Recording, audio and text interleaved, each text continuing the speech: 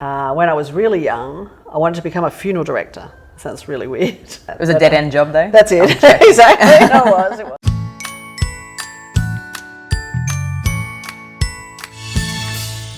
Welcome to A Cup of Tea with Bree, where I get to know some of North Queensland's most amazing parents, incredible business people and inspiring characters. Now, today's guest has a passion for health and the digital world. She's the co-founder of Balance Healthcare, which focuses on bringing excellent healthcare to local families. So please welcome Kate Gunn. How are you today, Kate? I'm well, thanks. Thank you so much for having me. It's I really wonderful to have you here. Thank you. So tell me, let's start with all about you. So tell me about Okay. your childhood and where you were born and things like that. Sure. So I'm originally from Melbourne. Okay. How are you Is- finding the nice and hot North Yeah, Queensland? quite different weather. And actually, we were talking just the other day about how the weather changes from the south to the north of the whole of the country. You know, the volume of rain and things like that.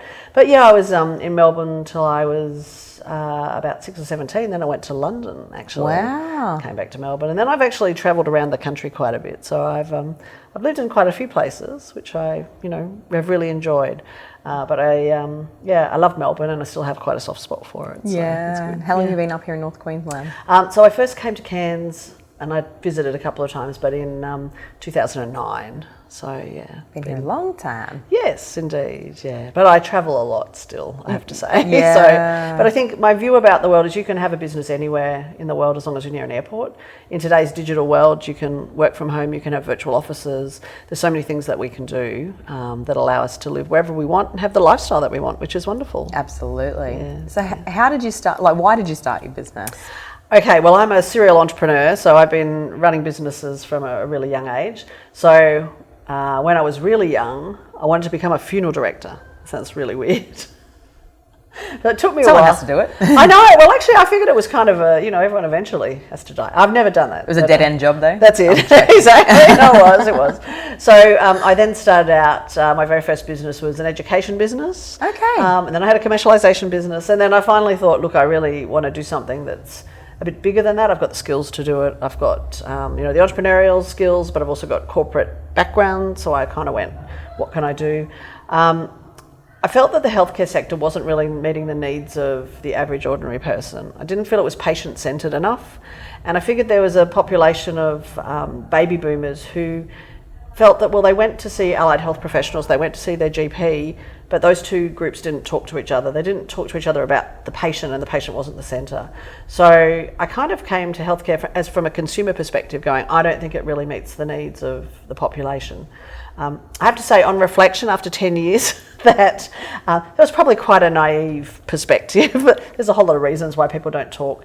But I've hopefully managed to bring with Balance Edmonton Family Practice doctors, nurses, specialists, allied health professionals, and the community. We're working with the community and the hospital to hopefully bring all those services together. So I feel that in the constraints of the general health system, I think I've done quite well. From just one idea about thinking that health could be managed better. And the other thing I thought about was that I think a lot of people, and when you go to the doctor, you go because you're sick. And my view was, well, actually, I think there's going to be a rising population of people who want to go to the doctor because they're not sick yet, but they think they know genetically what might be wrong with them. And I've kind of get involved with a bit of medical research actually around precision medicine, which is an interesting topic in itself. But, they think, well, I know that my mum had bad knees and my dad had bad lungs. And what can I do now if I have those genes to actually proactively stop getting sick? And so that was also one of the premises of starting the business, that you would go to the doctor, when you're well, to say, how can I stop being sick? Yeah, the preventative medicine more so. I remember once we got this ripping complaint and I was like, oh my gosh, this is terrible. Someone's complained, which of course, people do complain. And the patient was saying, I went to the doctor because I was sick and she wants to help me, when I'm well. This is outrageous. And I'm like, actually, maybe I won't take that as a complaint because that's actually what we want to do. Yeah. But it's also, I guess, that just, again, going back to my naivety when I started the business, it's about understanding that people have expectations around health and we have to manage those expectations. So you can be as innovative and proactive as you like, but you still have to offer a base service that people expect. Yeah, well, it'd be nice to sit in a doctor's surgery and everyone's well. That's right, but, of course, you do still go to the doctor when you're sick. So... So what did you want to be when you grew up then? Well, yeah, back to the start, director. funeral director. But I think I also What did your parents think of that one? Yeah, I don't know. Did you lay out your dolls and, sort of reenact some of that stuff?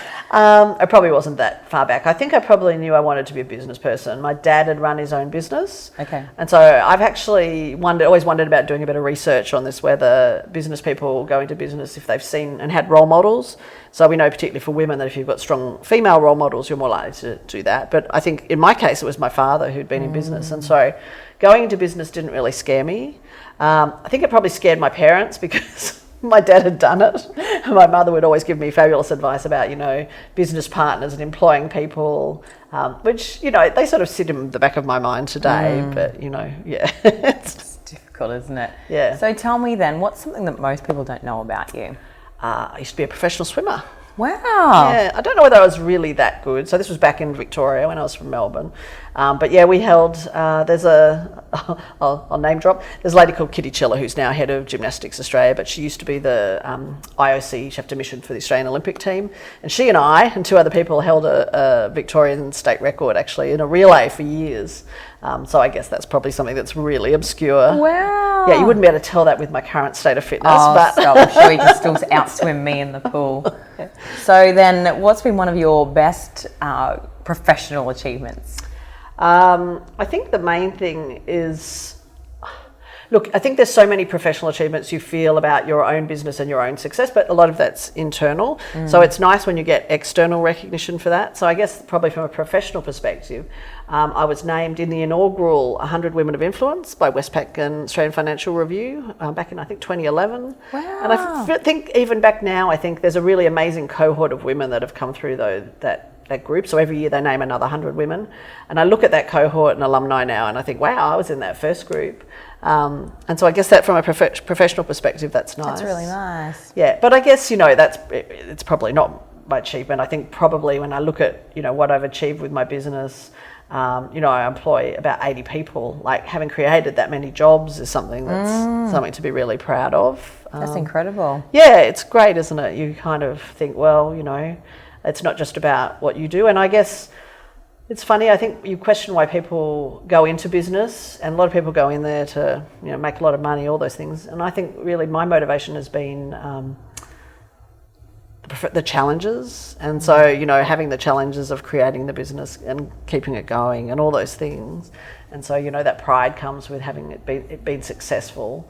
And not necessarily the monetary side, which I think is kind of an interesting. I've learned that about myself over time. Yeah. If you'd asked me when I was younger, I was quite ambitious. I wanted to be really wealthy and all that stuff. And then I realised actually that wasn't. I mean, it's nice to have money, but it's not what motivates me. Yeah. Hearing you. So. So tell me then, what's your best personal achievement? Okay. Well, it kind of fits in the professional space. I suppose personal achievement, having a child, that's always a big one. How old's he? He's nearly 17, so nearly an adult now, and behaves like an adult, that's for sure. So I think that's a personal achievement. But if I look at professional development, I won a scholarship 3 years ago, Chief Executive Women and Women in Leadership, to go to Harvard for the Women's Leadership Program. So they flew me across to America, and I attended this amazing session with women from 64 women from 28 countries. And at a personal level, that was just such an incredible experience. I bet. Yeah. So tell me then, what is the best piece of advice you've ever been given? Oh, look, there's many and varied. My mother was an incredibly strong role model, so she always gave me lots of advice. Whether it was all really good is a different topic, but I think the role modelling aspect of knowing that you can be a strong woman is really important. But got someone who's actually quite a strong friend who, just try to remember, I think I might have, actually I didn't meet him in Cairns, but I came to one of his professional development things in Cairns well before I was involved in Cairns. He's an American guy called Chris Howard, and he does this training, and it's all about, if you really want something, have you done absolutely everything you could possibly do to get where you want to be? And we were going for a $5 million grant a number of years ago, and I had this voice in my head around, have I done everything? And so we'd finished the tender, but it had to go to Canberra by 2:00 in the afternoon.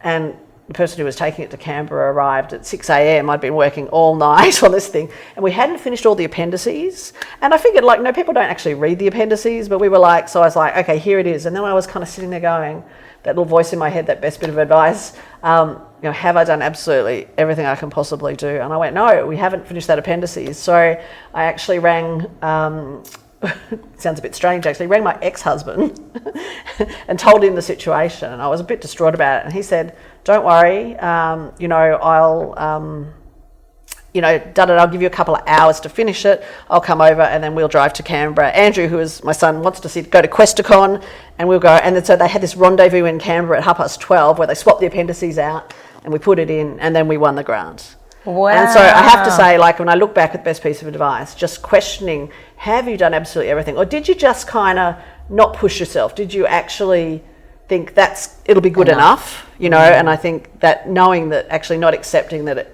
it'll be good enough is, to actually do it properly. Yeah. Do everything you possibly can. And then if we hadn't won, we would have said, you know, hand on heart, we did absolutely everything we could have done. So my final question is, if you could have dinner with 3 people, whether past or present, who would they be and why? Okay.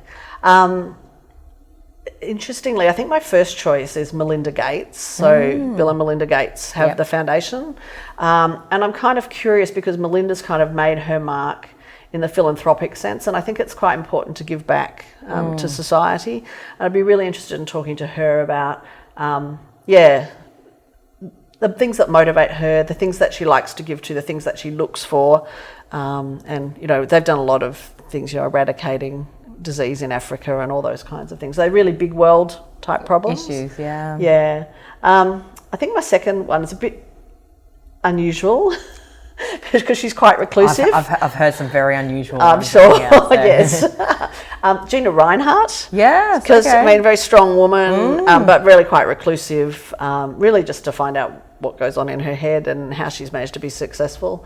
And in a man's world as well, which I think is really quite interesting. You know, mining industry is, I think, a bit hard and cutthroat. So, and then I think the third one's probably very mainstream, and everyone wants to always meet him, but you can pay and go there, of course, to meet him. Richard Branson. Yeah. Pay $32,000 to go hang out in Necker Island to meet him if you anyone want can to. do that. Yeah, It's kind of not an exclusive thing. Not is anymore, it? but that's okay. I still think there's, you know, I think everyone can learn something from him. He's very different, you know. I think someone like Gina Reinhardt's very traditional in perhaps the way she approaches business. He's obviously very a true entrepreneur in the sense of, you know, let's kind of do it intuitively, and then he's got the people behind him to fill in all the corporate gaps.